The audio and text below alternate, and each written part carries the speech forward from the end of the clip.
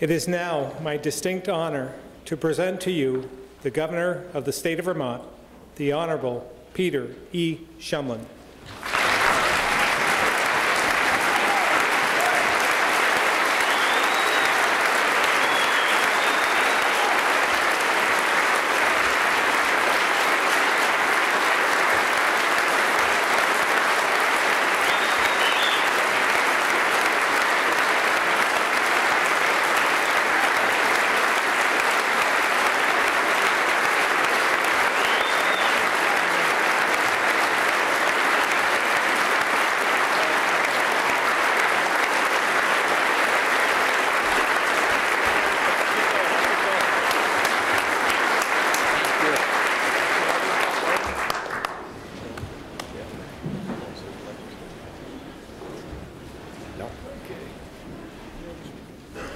Thank you.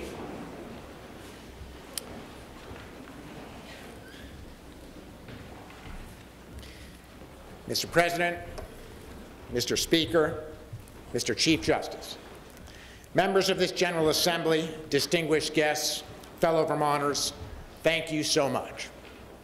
It's an honor to stand before you today. Thank you, Governor Douglas, for 38 years of exemplary service to the Green Mountain State. Thank you.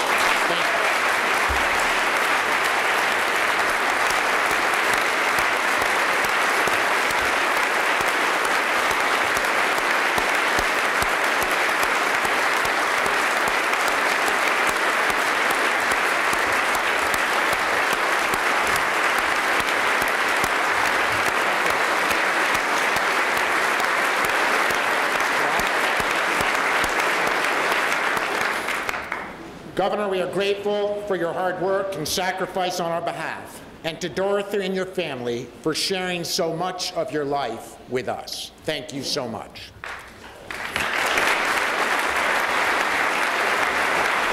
And thank you to Lieutenant Governor Brian Doobie for your service as Lieutenant Governor for the past 8 years.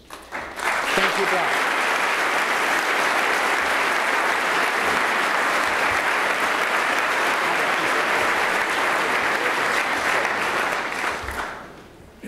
While Brian and I had a spirited campaign this fall, I am proud to call Brian my friend. We are united in our love for our state and the constituents that we serve. Since my election in November, I have had the honor of joining Governor Douglas and our congressional delegation in welcoming home our soldiers from Afghanistan after the biggest deployment of National Guard troops since World War II. We are so proud of you and thrilled to welcome you home.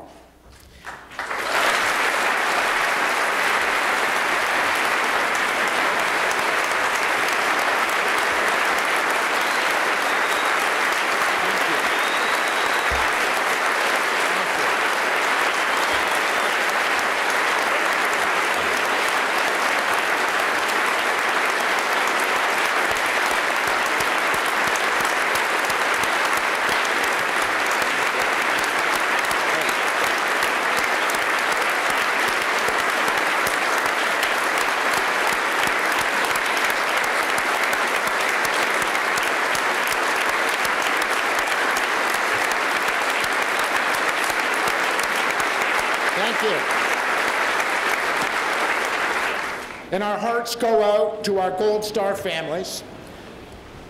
Our Gold Star families who have made the ultimate sacrifice to our state and our nation.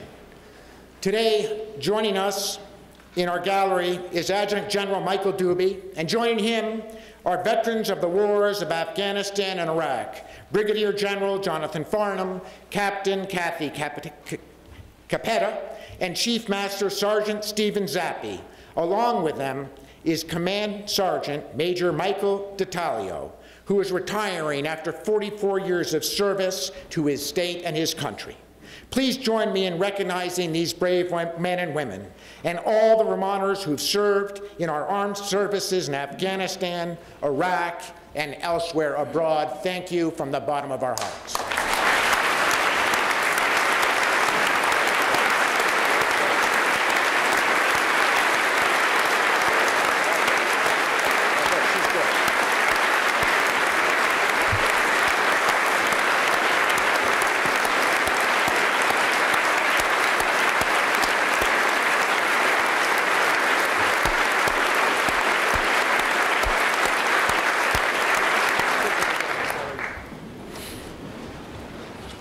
I'm grateful to my loving family and friends for your faith and support, and to all who worked so hard to make this moment possible. Above all, thank you for Vermonters for giving me this opportunity to serve as your governor. I am both honored and humbled. You know, that I stand before you today as Vermont's 81st governor was improbable, and no one can attest to that better than my mom and dad who are here today. Mom and Dad, just stand so we can give you a hand.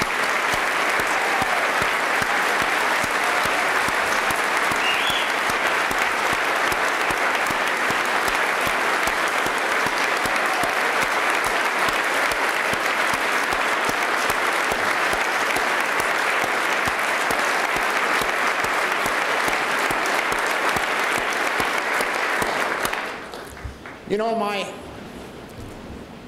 mom reminded me again on election night, once again, that it often seemed more likely in my grade school years that I'd be struggling to find a job than it would be that I'd be running for office. As a kid who learned differently, I remember well in second grade being called into the principal's office with my parents to have them be told what I already knew, but hoped beyond hope that they would never find out. That with all of the good efforts of my teachers, they couldn't teach me how to read. That the prospects for my being a successful student and going on to college were unlikely, but that they would do the best they could. Now, that was not a great day. I had a single teacher who believed in me. Her name was Claire Oglesby. She later became one of Vermont's Teachers of the Year, and her husband Mac and daughter Molly are here today. Let's just recognize them. Stand up.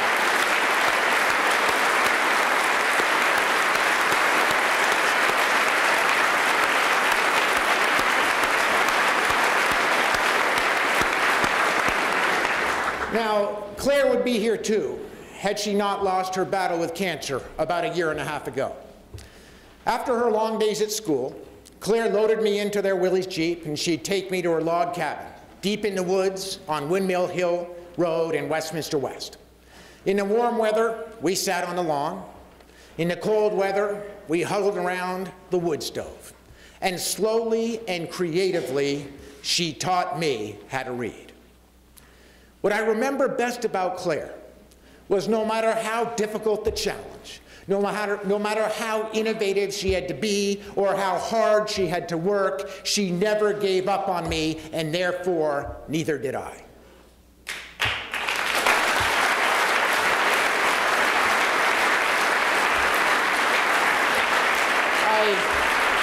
I share that part of my life with you today because we're living in difficult times, and we need to be creative to overcome our challenges. Let me be clear about the fiscal reality that our great state faces at this very moment. After several years of making necessary and painful spending cuts, we're still confronted with a $150 million shortfall the next fiscal year. Our economic challenges are real, and so is my firm commitment to address them responsibly and swiftly with hard and sometimes painful but sustainable choices. There is no easy or popular path ahead. While I am bound and determined to put Vermont's fiscal house on a sustainable spending path this year, balancing the budget is not our biggest challenge. All across our state, too many Vermonters are living in fear. Fear that they might lose their jobs, face yet another pay cut, fail to keep their homes, send their children to college, afford health insurance, or the secure retirement that they've always dreamed of. That fear knows no political party. It has lost patience in finding solace in political slogans and false promise. It takes no more comfort from a Tea Party rally in Tallahassee than it does from a bickering government in Washington, D.C. Vermonters wonder, is anyone in government listening? Can we let go of the political speak, stop playing pretend, face the facts, and arrive at a common purpose? That's what they're asking. From Bennington to Burlington, Guilford to Guildhall, and Stamford to Swanton, our state is uniquely united on what we wish for. Vermonters want jobs and a brighter economic future for themselves and their children. The guiding principles for this administration's work is simple. We will commit ourselves every single day to making the lives of Vermonters more economically secure. With the same fortitude and creative determination that Claire showed in her zeal to teach me and others who learned like me, one student at a time, I believe in Vermont's opportunity to replace fear with a bright economic future, one job at a time, and we'll do it together.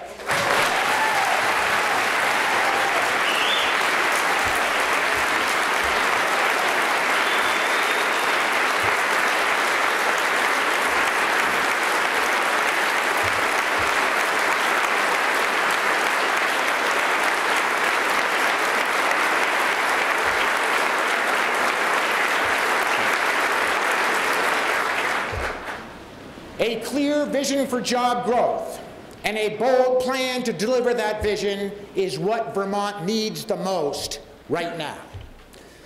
You know, the last Putney boy to become governor, almost 3/4 of a century ago, was George D. Aiken, whose wife Lola joins us here today. Lola, if you would rise.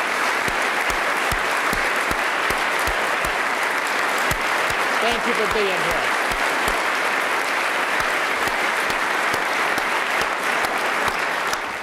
Governor Aiken also had a very bold vision for Vermont's job growth that he shared with this joint assembly as he bid farewell to his job as governor.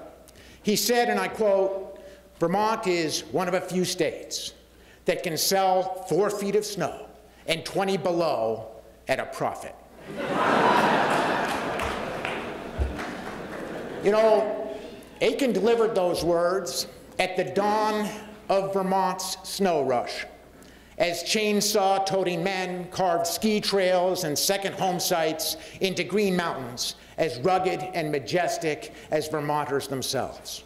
From Killington to Jay, Stratton to Snow, Mount Snow to Mad River Glen, Aiken articulated a plan that remains a potent economic force almost 75 years later. As we close out the first decade of the 21st century, Aiken's world and his world of predictable winters, with 20 below and 4 feet of snow, has been slowly but certainly melting away from us. It's at Aiken's home at Vermont's most southern border, at the soil he tilled, the maple trees he nurtured, the ponds he adored, that his horticulturalist eyes would gaze in stark amazement at the magnitude of the change. The elm and butternut are all but gone. The buckthorn is choking out the young hardwood saplings, and many of the ponds that once bubbled with life are now empty waterways. While leaders across America, influenced by the extraordinary economic power of oil, coal, and automobile companies, equivocate about climate change, we must not. That our planet is warming at an alarming rate is undeniable. But I raise this not to engage in an abstract discussion of climate science. I raise it because I believe that Vermont's economic future will be determined by how we respond to this challenge. We will provide the brainpower, make the products, and seize the job opportunities a lower carbon economy requires.